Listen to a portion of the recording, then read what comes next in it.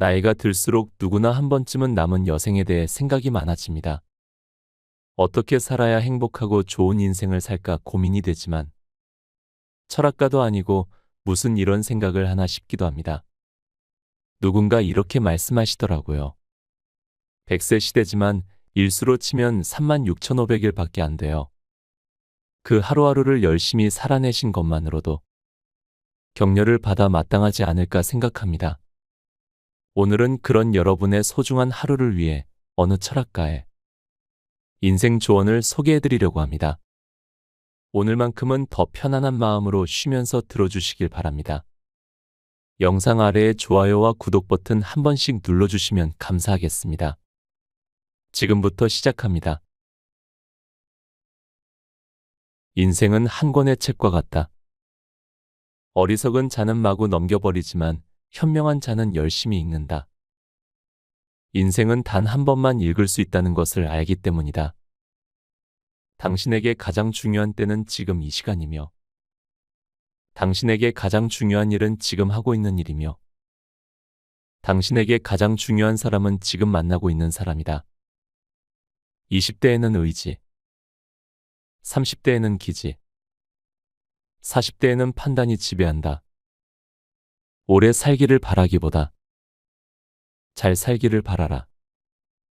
신은 우리에게 두 손을 주었다. 하나는 받기 위함이고 또 하나는 주기 위함이다. 내가 사랑받을 자격이 충분하다는 사실을 알게 되면 우리는 진정한 행복을 느낀다. 반대로 내가 미움받아 마땅하다는 사실을 알게 되면 우리는 깊은 불행을 느낀다. 앞으로 소개해드릴 내용은 돈과 행복에 대한 철학입니다. 이야기 곳곳에 등장하는 일화는 꽤 마음에 울릴 정도입니다. 이 시간이 여러분의 삶의 자양분이 되리라 생각합니다. 지금부터 천천히 들어보세요. 당신은 어떤지 묻고 싶다. 지금보다 더 행복해진다면 무엇 때문일까? 돈이 많아져서 아니면 유명해져서? 월급이 더 많은 일자리를 얻기 위해서라면? 남에게 지나치도록 굽실거리는 것도 괜찮은가? 돈을 더 받는 대신 영혼을 저당 잡혀야 한다면 그 일을 하겠는가? 성공하기 위해 속임수나 사기도 마다하지 않을 수 있는가? 월급이 오른다면 그래도 그 일을 하면서 여전히 가족과의 시간을 갖지 않을 것인가? 하지만 가족과 시간을 충분히 못 가져서 결혼 생활이나 자녀 교육에 악영향을 끼친다면 어떻겠는가? 반면 그것이 임금 인상, 승진, 명예와 영광, 권력을 가져다 준다면 어떻겠는가? 이를 최우선으로 챙기느라 가족의 소홀해도 문제가 되지 않는가? 인간의 행복의 돈이나 일에서의 성공은 얼마나 중요한 부분을 차지하고 있는가? 한미식 축구팀 코치가 가족과 더 많은 시간을 보낸다는 이유로 일을 그만두고도 얼마 못 가 새로운 팀의 스카우트 제안을 덥석 받아들이는 경우를 보면 그가 실제로 중요하게 생각하는 게 무엇인지 알 수 있다. 미국 프로 미식 축구 리그에서는 단 32명만이 코치가 될 수 있다. 단 한두 게임이라도 이기기 위해 코치로서 자신만의 강점을 찾기 위해 그들은 엄청나게 노력한다. 실제 그들은 일주일에 100시간 넘게 일한다. 주말까지 일한다고 쳐도 하루에 14시간 넘게 일하는 것이다. 곧 시합에서 만날 상대팀의 경기 영상을 보다가 사무실에서 잠이 든 그들은 나머지 영상을 마저 보기 위해 이른 새벽에 눈을 뜬다. 일주일에 100시간이나 일하는 사람은 아이들과 소중한 시간을 가지기 힘들다. 그런 인생은 과연 가치가 있을까? 적어도 32명의 코치들은 가치가 있다고 생각하는 듯하다. 수많은 사람들이 탐내는 자리를 차지한 그들이다. 그들은 프로 미식 축구팀 코치가 되면 따라오는 돈과 명예를 위해 가족과 보내는 시간은 기꺼이 포기한다. 과연 그들은 올바른 선택을 내리고 있는 걸까? 아니면 코치로서 대단한 성공과 만족을 위해 스스로를 속이고 있는 걸까? 미국 대통령이 되고 싶어 하는 사람들을 생각해보자. 후보자들은 항상 사랑하는 가족과 찍은 사진을 대중에게 보여주는데 이는 보통 사람들처럼 자신도 가족을 많이 생각한다는 걸 암시한다. 그러나 그들은 분명 가족과 많은 시간을 보내지 못할 것이다.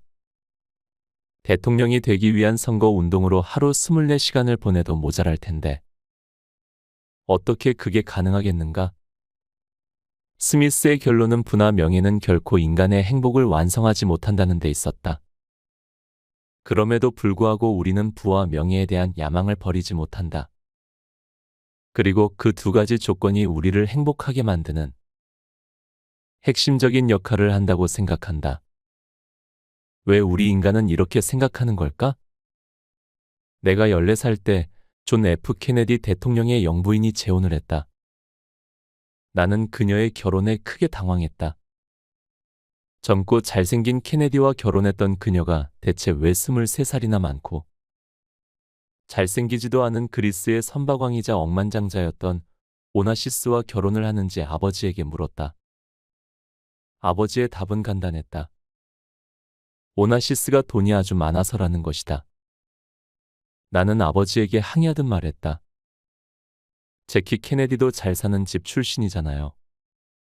게다가 갑부인 케네디 가문으로 시집간 그녀는 오나시스가 아니어도 이미 부자였다.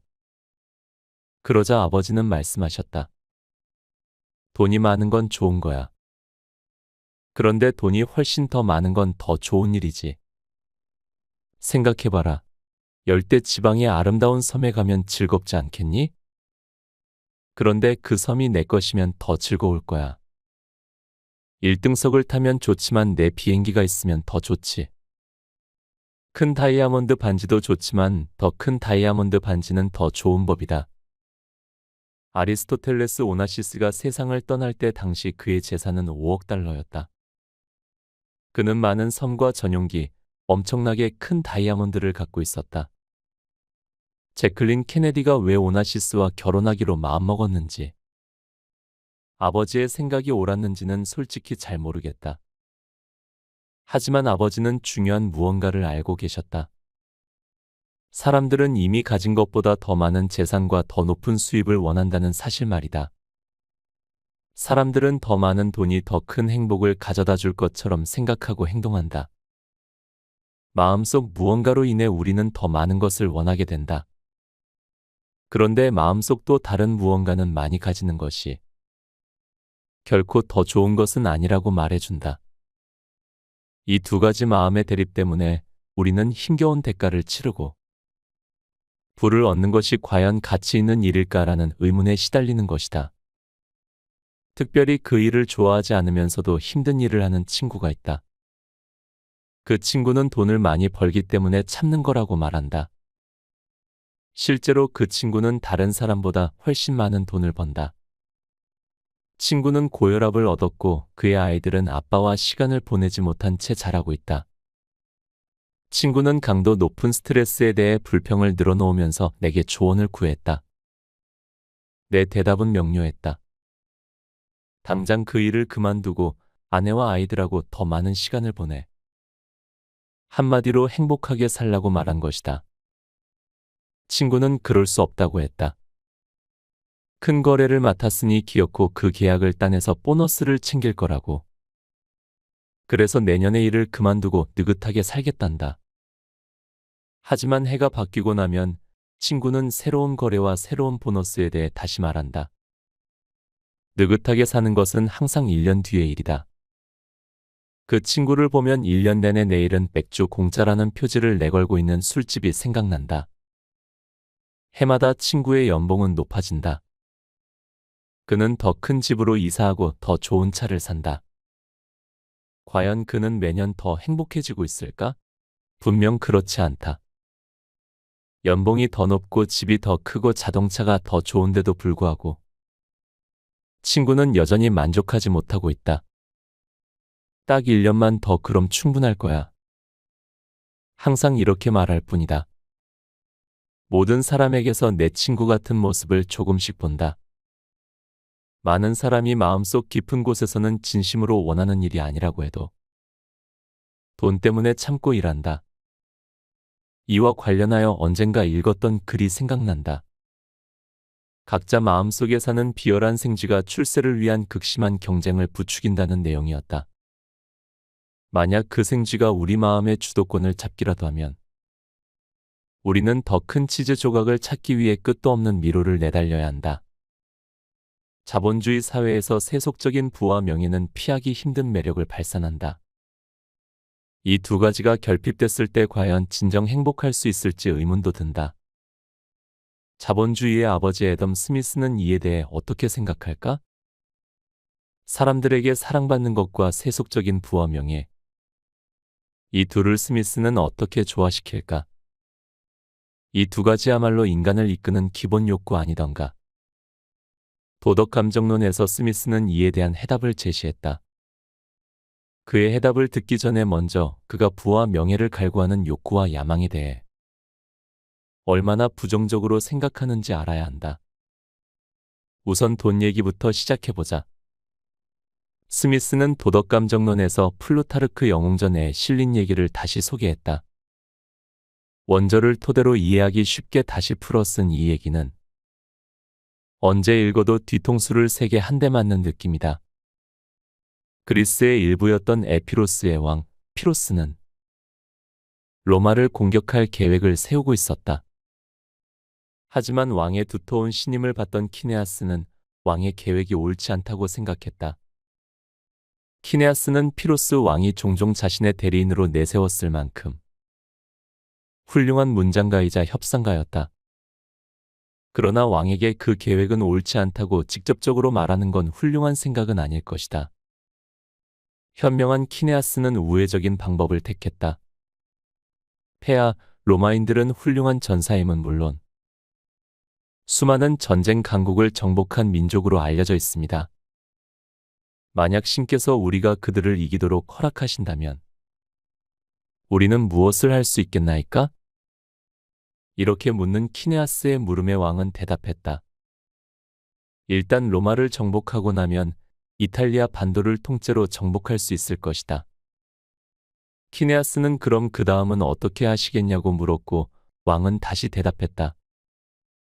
그 다음엔 시실리를 정복할 것이다. 키네아스는 다시 그 다음은 어떻게 하시겠냐고 물었고 왕 또한 다시 대답했다. 리비아와 카르타고가 우리에게 무너질 것이다. 키네아스는 포기하지 않고 그럼 그 다음은 어떻게 하시겠나이까? 라고 묻고 왕 역시 포기하지 않고 그리스 전역을 정복할 것이다 라고 대답했다.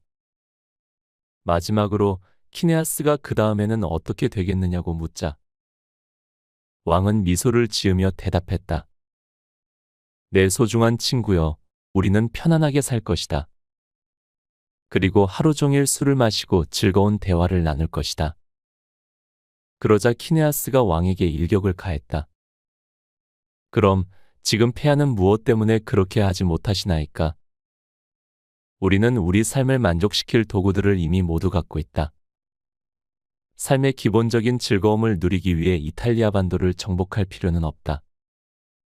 그러므로 우리 내면의 인간다움을 유지하고 마음속 비열한 생쥐를 짓눌러야 한다. 인생은 경주가 아니라 음미하고 즐기는 기나긴 여정이다. 더 많은 것을 가지려는 끈질긴 욕구, 즉 야심이 우리를 삼켜버릴 수 있다. 플루타르크 영웅전은 지금으로부터 약 2000년 전에 집필되었다. 플루타르크는 자신이 살던 시대보다도 300년 전 얘기를 책에 녹여냈다. 이처럼 돈과 권력이 인간을 행복하게 만들지 못한다는 사실은 실로 오래된 진리다. 너무 오래된 얘기를 꺼낸 것 같으니 이번에는 최근의 스토리를 소개하겠다. 인터넷을 검색하면 여러 버전이 떠돌아다니는 얘기다. 스미스와 플루타르크 역시 이것을 좋아했을 게 틀림없다. 미국의 어떤 사업가가 멕시코 해안가 작은 마을에 부두를 찾아갔다. 거기서 그는 혼자서 부두에 배를 댄 어부를 만났다. 작은 배 안에는 커다란 황달랑어 몇 마리가 있었다. 미국인은 어부에게 좋은 물고기를 잡았다고 칭찬하면서 물고기를 잡는데 시간이 얼마나 걸렸냐고 물었다. 어부는 별로 오래 걸리지 않았다고 대답했다. 그러자 미국인은 멕시코 어부에게 그럼 나머지 시간을 어떻게 보내느냐고 물었다. 늦게까지 자다가 물고기 좀 잡고 아이들이랑 놀기도 하고 아내와 이런저런 얘기도 합니다. 저녁마다 동네에 산책을 나갔다가 친구들과 와인을 마시고 기타도 치고요. 하루 종일 바쁘게 살죠. 어부의 말을 들은 미국인이 이렇게 말했다. 전 MBA를 나왔습니다. 제가 당신을 도와줄 수 있습니다. 지금보다 더 시간을 들여 물고기를 잡아야 합니다. 그리고 물고기를 판 돈으로 큰 배를 사세요. 더 많은 물고기를 잡아 그렇게 번 돈으로 배를 몇 척 더 살 수 있습니다. 결국 선단을 갖게 되겠지요. 또한 잡은 물고기를 중간 상인에게 팔지 말고 가공업자에게 직접 팔면 통조림 공장까지 열 수 있습니다. 당신은 생산, 가공, 판매를 모두 감독하게 되는 셈입니다. 미국인은 쉬지 않고 말을 이어갔다. 당신은 곧 이 작은 마을을 떠나야 할 겁니다. 멕시코시티로 이사를 가고 어쩌면 로스앤젤레스로 가게 될지도 모릅니다. 대도시에서 번창하는 당신의 기업을 운영하는 거죠. 그러자 멕시코 어부가 물었다. 그 모든 일을 하는데 얼마나 걸릴까요? 15년에서 20년쯤 걸리겠죠. 그런데 그 다음엔 뭐가 있죠? 그 다음이 진짜입니다. 때가 되면 회사를 상장할 수 있습니다. 그럼 당신은 아주 부자가 될 겁니다. 수백만 달러는 좋게 벌겠죠. 수백만 달러라고요? 그럼 그 다음은요? 멕시코 어부의 물음에 미국인은 흥분된 목소리로 이렇게 말했다. 그땐 은퇴해야겠죠. 조그만 어촌 마을로 옮겨가서 늦게까지 자다가 물고기도 좀 잡고 아이들과 놀기도 하고 아내와 시간을 보내는 겁니다. 밤에는 마을까지 산책을 나갈 수도 있습니다. 거기서 친구들과 와인을 마시며 기타도 칠 수 있습니다. 이 스토리는 2300년 전 얘기의 현대 버전인 셈이다. 나는 지금 새삼 두 가지 사실에 놀라고 있다. 왜 2300년 전의 메시지가 시대를 거듭하여 지금까지 계속 설파되고 있는 것일까? 그럼에도 불구하고 우리는 왜 그 교훈을 온전히 받아들이지 못하고 있는 것일까? 애덤 스미스는 몇 번이고 강조했다. 물질은 결코 인간을 행복하게 만들지 못한다고. 하지만 편리한 기기가 지닌 물질적 매력, 그 유혹이 얼마나 강력한지 그는 잘 알고 있었다. 스미스는 스티브 잡스보다 200년 전 사람이지만 최신 디스플레이나 비디오 카메라가 탑재된 신상품 아이패드를 놓쳤을 때 느끼는 인간의 기이한 기분을 제대로 파악하고 있었다. 매주 일요일 신문에는 우리 집 TV보다 더 큰 TV를 광고하는 전 단지가 딸려온다. 집 근처 마트에 가면 그 거대한 TV가 매장 맨 앞에 떡하니 비치되어 있는데 최상의 농산물과 특대형 올리브 오일, 머스터드, 케첩 코너에 가려면 반드시 거쳐야 하는 시련의 길이다. 광고지나 마트에서 본 TV와 자꾸 비교하다 보니 산지 5년밖에 안 된 우리 집 TV가 마치 20년 전 TV처럼 작고 답답해 보였다. 현대의 생활이란 이런 것이다. 가장 멋지고 훌륭한 최신식 기기도 구매한 지 몇 주, 혹은 몇 달 만에 구닥다리가 돼버린다. 인간의 활동은 맹렬한 속도로 발전하여 불과 몇 달 전에 심장을 고동치게 만들었던 새로운 것들이 이제는 골동품처럼 보인다. 나는 더 빠르고 더 얇은 최신형을 원한다. 그러나 그것을 갖고 나면 뭐가 달라지는가? 가끔은 달라진다. 내 아이폰은 첫 번째 휴대폰보다 훨씬 더 큰 만족감과 무한한 기쁨을 안겨줬으니까. 이건 별로 놀랄 일이 아니다. 진짜 놀랄 만한 사실은 최신식 휴대폰이 그전 휴대폰보다 월등히 업그레이드된 게 아니라는 걸 알면서도 맹목적으로 최신형을 원한다는 점이다. 하지만 이렇게 말하면서도 나는 더 새로운 휴대폰을 원한다. 어쩔 수 없는 현상이다. 사람들은 어떤 기기를 일단 수중에 넣고 나면 곧 처음에 흥분이 사라지고 만다. 자동차나 기차로 이동 중에 통화를 하다가 중간에 끊기기라도 하면 사람들은 전화가 잘 안 된다며 마구 짜증을 낸다. 왜 그런 일로 그렇게 짜증을 낼까? 어찌 보면 휴대폰이 존재한다는 사실만으로도, 내 휴대폰이 작동을 한다는 사실만으로도 충분히 경이로울 수 있는 것 아닐까? 곁에 두고의 짧은 생각. 어느덧 책을 소개한 지 1년 반이 되어 갑니다. 처음 시작했을 때는 책을 좋아하는 마음으로 영상을 만들다가 구독자분들에게 도움이 될 만한 책들을 읽기 시작했습니다. 하지만 한편으로는 부담되는 마음도 있었습니다.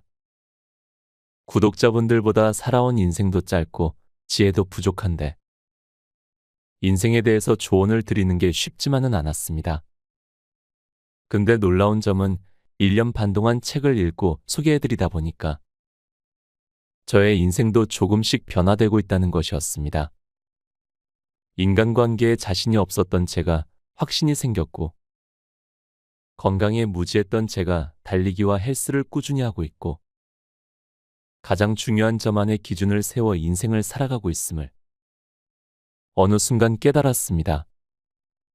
저의 채널을 좋아해 주시는 여러분에게도 책을 통해 작은 삶의 변화를 주고 싶은 마음입니다. 이렇게 끝까지 읽어주시고 그리고 매번 찾아와 주셔서 정말 감사드립니다. 오늘 하루도 행복하시고 건강하시고 활짝 웃기를 바랍니다. 오늘도 함께 해주셔서 감사합니다. 책, 내 안에서 나를 만드는 것들을 읽고